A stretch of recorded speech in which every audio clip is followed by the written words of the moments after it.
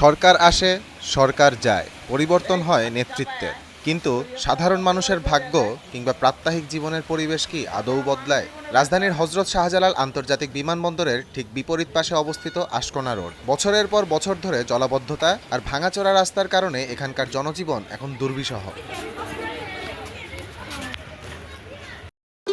ভবিষ্যৎ হোক নিরাপদ, বিনিয়োগ হোক বিশ্বস্ত, আর আমার পছন্দ সল্ট বে। ওয়েলকাম টু সল্ট বে।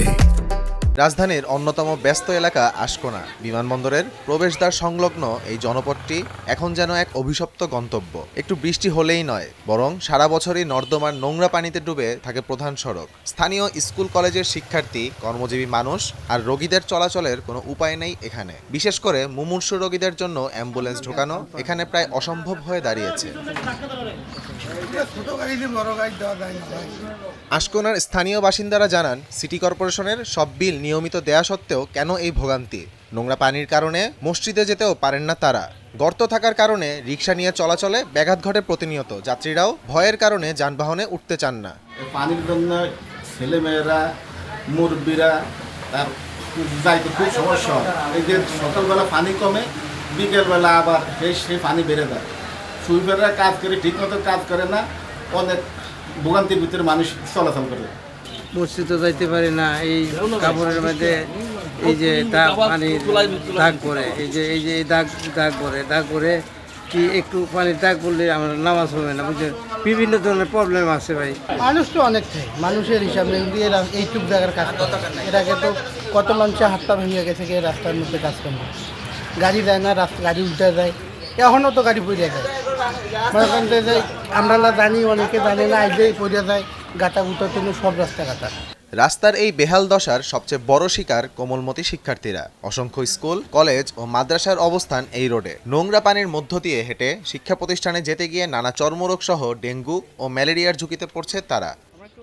আশকোনার শিক্ষক শিক্ষার্থীরা বলেন, সারা বছর এখানে ময়লা পানি জমে থাকে। আমাদের স্কুলে যেতে অনেক কষ্ট হয়, ড্রেনের গন্ধে রোগ ছড়ায়। আমাদের নতুন সংসদ সদস্যের কাছে আবেদন থাকবে, তিনি যেন কোমলমতি শিশুদের কথা বিবেচনা করে এই রাস্তাটি দ্রুত সংস্কারের উদ্যোগ নেন। পানিতে ভরে থাকে সারা বছর, তো এখান থেকে অনেক রোগ ছড়ায়, অনেক কেউ আক্রান্ত হয়েছে। আমাদের স্কুলে যেতে অনেক সমস্যা হয়। আর এবার নির্বাচনে তারেক রহমান যে প্রধানমন্ত্রী হয়েছে, তাকে বলতে চাই যে সে এই আশকোনার রাস্তাটা ঠিক করে দেয়, যেন আমরা সুস্থভাবে যাতায়াত করতে পারি। আমাদের এই রাস্তাটা সব সময় এই অবস্থায় থাকে। বিশেষ করে আমাদের এই যে ছোট বাচ্চারা স্কুলে যেতে আসতে ওদের অনেক অনেক অনেক প্রবলেম হয়। ইভেন তারা বিভিন্ন রোগে আক্রান্ত হয়। তাদের কত বছর দেখা গেছে আমাদের ডেঙ্গু এবং চিকুনগুনিয়া বাচ্চারা বারবার তারা আক্রান্ত হয়েছে। অনেক বাচ্চারা আল্লাহ না করুক মৃত্যুবরণও করছে। এই রাস্তাটার কোনো উন্নতিই হয় না, সারাক্ষণ এভাবে পানি লেগে থাকে। সো আমাদের এখন যে নতুন সংসদ সদস্য নির্বাচিত হয়েছে, তার কাছে একটা প্রার্থনা থাকবে যে আমাদের রাস্তাগুলো যেন বর্ষার আসার আগে অ্যাটলিস্ট ঠিক করে দেয়। একই চিত্র রিক্সা চালক ও নিম্নবিত্ত পরিবারের। রাস্তার বিশাল সব গর্ত পানির নিচে ঢাকা পড়ে থাকায় প্রতিনিয়ত উল্টে যাচ্ছে রিক্সা। সামর্থ্য না থাকায় অনেক মা তাদের সন্তানদের কোলে নিয়ে এই ময়লা পানি মারিয়েই স্কুলে যাতায়াত করছে। এমনকি মসজিদ কিংবা জানাজায় যাওয়ার মতো পরিবেশও অবশিষ্ট নেই এখানে। এটা গাতা গুতা আছে, গাতা পড়ে যায়, গাড়ি উল্টে যায়, রাস্তার অনেক সমস্যা। এগুলো ঠিক না, প্রতিদিনই একই অবস্থা আছে, অনেক দিন যাবত এইগুলো দুর্ঘটনা ঘটতেই আছে। অ্যাক্সিডেন্ট হইতেছে, অনেক কিছু হইতেছে, কিন্তু এই রাস্তা দেখার মতো লোকজন নাই। এখন নতুন সরকার আসছে, উনি যদি দেখেন রাস্তা ঠিক হয়, এটাই জনগণের দাবি, আমাদের দাবি। দেখা যাচ্ছে যে অনেকের বাচ্চারা স্কুলে যেতে পারছে, যেমন আমার বাচ্চার কথা বলতেছে যে আমি আমার ছোট বাচ্চাকে রাখি আসছি, যে প্রতিদিনে হাঁটি আমাকে যাইতে হয় পানির কারণে। সবারও তো সামর্থ্য নাই যে রিক্সা ভাড়া দিয়ে টাকা দিয়ে রিক্সায় চলে বাচ্চাকে নিয়ে চলে যাবে, কিন্তু এই কারণে আমি চাই যে এই রাস্তাটা ভালো হোক। এই সমস্যাটা আসলে কতদিন ধরে? অনেক দিন থাকি আমি, প্রায় এখানে 15 বছর থেকে আছি। 15 বছর থেকেই দেখি যে টুকটাকি সমস্যা, কিন্তু প্রায় 3-4 বছর থেকেই সমস্যাটা বেশি এখানে দেখা যাচ্ছে। আশকোনা রোডে সমস্যার কথা জানতে চাইলে ঢাকা 18 আসনের নতুন সংসদ সদস্য SM জাহাঙ্গীর হোসেন নয়া দিগন্তকে মোবাইল ফোনে জানান, আমি মাত্র নির্বাচিত হয়েছি, আমি ঢাকা 18 সকল সমস্যার দ্রুত সমাধান করার চেষ্টা করব। ভাইয়া, আমি ইসমাইল বলছিলাম নয়া দিগন্ত থেকে। হ্যাঁ ভাইয়া, কি অবস্থা? আলহামদুলিল্লাহ ভালো আছি ভাইয়া। আমি হচ্ছে আজকে ওই শাহজালাল আন্তর্জাতিক বিমানবন্দরের অপোজিটে আপনার হাজি ক্যাম্প আশকোনা যে রোডটি, এই রোডে এখানে একটু নিউজ কভারেজের জন্য আসছিলাম। তো এই রোডের অবস্থা খুবই খারাপ।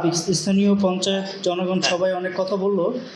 তো সবাই আর কি আপনাদেরকে চেয়ে আছে, আপনি কি বলেন এই রাস্তার কাজের বিষয়ে, রাস্তার অবস্থা এই বিষয়ে আপনি আসলে কিছু বলতে চান কিনা ভাইয়া? আপনি ইনশাআল্লাহ খুব অল্প সময়ের মধ্যে এই সমস্ত কাজগুলো, উন্নয়নমূলক কাজগুলো যেখানে বেশি ভোগান্তি আছে সেই জায়গায় দ্রুত ভিত্তিতে কাজ করবো ইনশাআল্লাহ। সেবা থেকে কেউ বঞ্চিত হবে না ইনশাআল্লাহ। নতুন রাজনৈতিক প্রেক্ষাপটে দেশের নেতৃত্বে এসেছে পরিবর্তন। এলাকার মানুষের দীর্ঘদিনের এই ভোগান্তি নিরসনে এখন তারা তাকিয়ে আছেন নতুন জনপ্রতিনিধি ও বর্তমান সরকারের দিকে।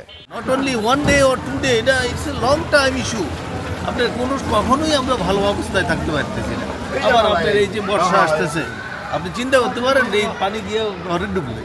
আমরা আশা করতেছি নতুন গভর্নমেন্ট আসছে, government will take care for all this things. এটা হলো আমাদের আশা যে এরা ভালো কিছু করবে। এখন তো পানিটা সাইড দিয়ে চলা যায়, বৃষ্টির টাইমে তো সাইড দিয়ে যাইতে অসুবিধা হয়ে যায়। এলাকাবাসীর প্রত্যাশা এবার হয়তো দীর্ঘদিনের পুঞ্জীভূত এই সমস্যার স্থায়ী সমাধান হবে এবং উন্নয়নের ছোঁয়া লাগবে। আহমদ জামিল হক, নয়াদিগন্ত।